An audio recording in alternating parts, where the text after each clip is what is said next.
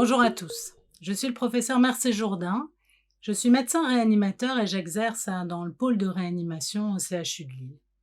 Je suis par ailleurs professeur de médecine intensive et réanimation à la faculté de médecine de Lille.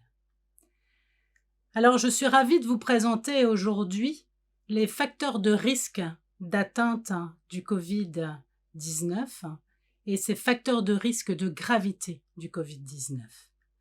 Je vais pas revenir sur la pandémie, 60 millions de personnes atteintes dans le monde, plus de 1,4 million de personnes décédées dans le monde. En France, nous sommes au-delà de 50 000 décès. Donc les formes graves, ce sont celles qui ont mis fortement sous tension le système de santé et notamment les services de réanimation. Nous avons donc fait face à des patients avec un profil particulier. Et donc le sujet aujourd'hui, c'est la rencontre entre un virus qui circule beaucoup et des pathologies fréquentes, notamment l'obésité, puisque vous savez que plus de 20% de la population française est atteinte d'obésité. Alors, tout d'abord, vous avez vu beaucoup de cartes pendant cette pandémie. Ici, je vous en ai remis quelques-unes qui sont plus spécifiques. Premièrement, celles que les autorités nous ont soumises à la fin de la première vague, le 11 mai, qui est la carte à gauche, et qui montre comment la France a été touchée, notamment sur l'Est et les Hauts-de-France. Et puis, à cette époque, les autres régions n'étaient pas touchées, la France était touchée de manière disparate. La petite carte de France en bas à droite, la petite carte en jaune, verte et rouge, représente la mise sous tension des services de soins intensifs et de réanimation. Quand on compare ce panel de gauche, avec le panel de droite, la carte de droite représente la prévalence de l'obésité en France. Et quand vous regardez cette carte-là, vous voyez qu'il y a quasiment une concordance entre les zones où il y a eu des formes graves du Covid qui ont mis en tension les services de réanimation et la prévalence de l'obésité dans ces régions. Et donc, comme s'il y avait une concordance sur les formes graves et l'obésité. Quand la pandémie a déferlé sur le monde, d'abord en Chine, puis en Europe, et en Europe par l'Italie, et puis 8 jours plus tard sur la France par l'Est, et puis après vers les Hauts-de-France. Nous avons été très surpris par la fréquence exceptionnellement élevée des patients obèses atteints de cette pneumonie ou de ce SARS-CoV-2, cette pneumonie virale à coronavirus de type 2. Alors, le CHU de Lille est un CHU important. Nous avons dans le pôle de réanimation 50 lits de réanimation lourde. Nous avons accueilli nos premiers patients le 27 février 2020 et nous avons dû augmenter notre capacitaire à plus de 150 lits de réanimation au cours de cette première vague pour accueillir les patients.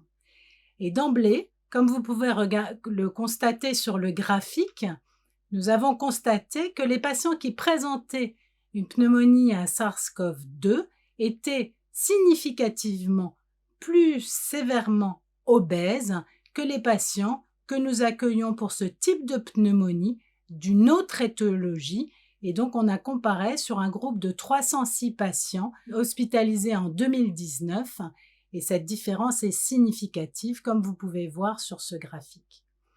Alors, ceci n'avait pas été remarqué par nos collègues chinois ni italiens et dans les publications qui avaient été faites initialement, il n'y avait pas de lien évoqué entre poids et Covid-19.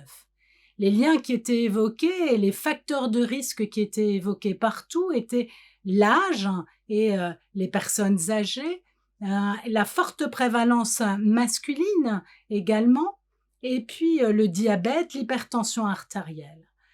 Mais en fait, quand les épidémiologistes ont voulu se pencher sur ce sujet, ils se sont rendus compte que les données de poids et de taille permettant de calculer le BMI n'étaient pas recueillies. Et donc en réanimation, nous pesons et mesurons les patients et c'est pour ça qu'on a pu très vite identifier ces résultats. Alors, obésité, patients ayant besoin plus de ventilation mécanique. Plus les patients étaient obèses et admis en réanimation, ils étaient significativement plus intubés et ventilés dans nos services.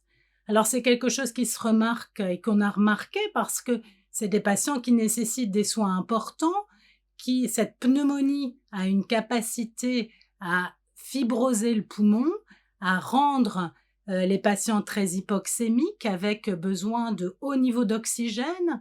Nous avons dû mettre les patients fréquemment sur le ventre et donc cette ventilation qui permet de mettre au repos les muscles respiratoires, qui permet de diminuer la consommation en oxygène, a permis d'améliorer la situation, mais c'est un témoin de la gravité des patients et donc un lien fort sur la gravité des patients, d'autant plus qu'ils étaient avec un BMI élevé. Alors nous avons observé ce lien, cette association entre la sévérité de la pneumonie et l'augmentation de l'indice de masse corporelle, et vous pouvez le constater ici, chez les patients qui sont minces, 1 sur 2, 47% ont été intubés ventilés. En revanche, chez les patients obèses très sévères avec un BMI supérieur à 35, vous voyez que plus de 85% des patients ont nécessité l'intubation et la ventilation. Et donc nous avons publié ces résultats très rapidement dès le 9 avril. Alors, cette association Covid-19 et obésité, comme quoi elle augmente le risque d'hospitalisation, comme quoi elle augmente le risque d'admission en soins intensifs, d'augmentation du risque de ventilation mécanique, ont été retrouvés dans de très nombreuses études.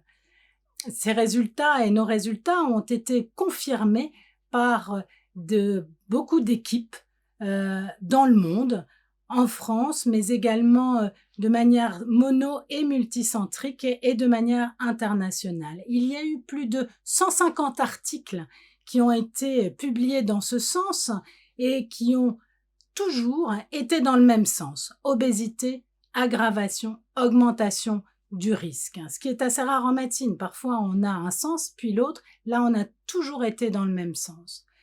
Et quand les études multicentriques ont été publiées et ont confirmé, il y a eu également la presse qui s'est emparée de ces résultats et qui a permis à ce que les autorités prennent en considération ces critères comme des critères de vulnérabilité.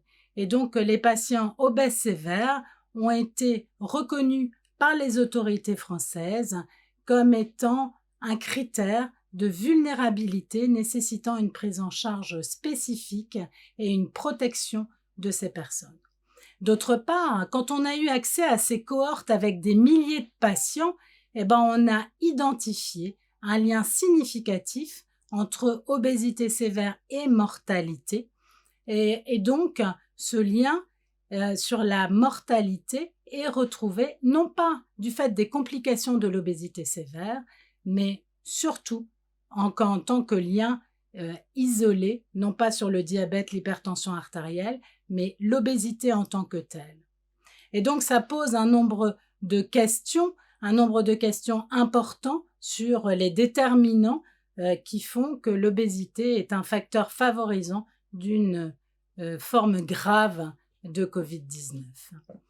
En conclusion, ce que nous avons observé au cours de la pandémie et de cette première vague, notamment, s'est retrouvé identique et de manière identique au cours de la seconde que nous sommes en train de vivre actuellement. Les mêmes facteurs de risque, les hommes, 70% des patients admis sont masculins, et les mêmes facteurs de risque sur l'âge et les formes graves, mais ça a été identifié partout, mais surtout l'obésité, et d'autant plus chez les plus jeunes. C'est-à-dire que les patients jeunes qui sont admis dans les services de réanimation ont souvent un critère de obésité sévère, et notamment c'est ce qu'on observe également avec les femmes. peu de femmes dans nos services, mais quand elles sont chez nous, soit elles sont âgées, soit elles sont très obèses.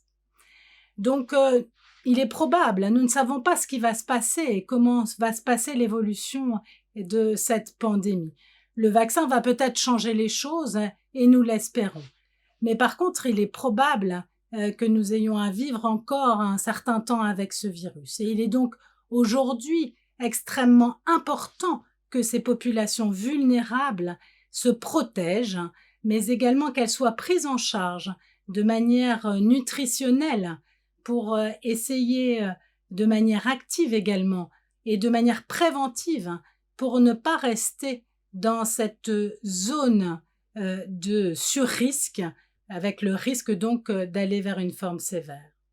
Donc il nous reste à comprendre les mécanismes de cette pathologie et les mécanismes qui sont impliqués et de cette relation entre obésité et donc tissu adipeux, virus et gravité, et de nombreuses recherches et de nombreuses équipes, et la nôtre également, au sein du CHU et à l'international, sont en cours de travail pour essayer de comprendre mieux ces déterminants.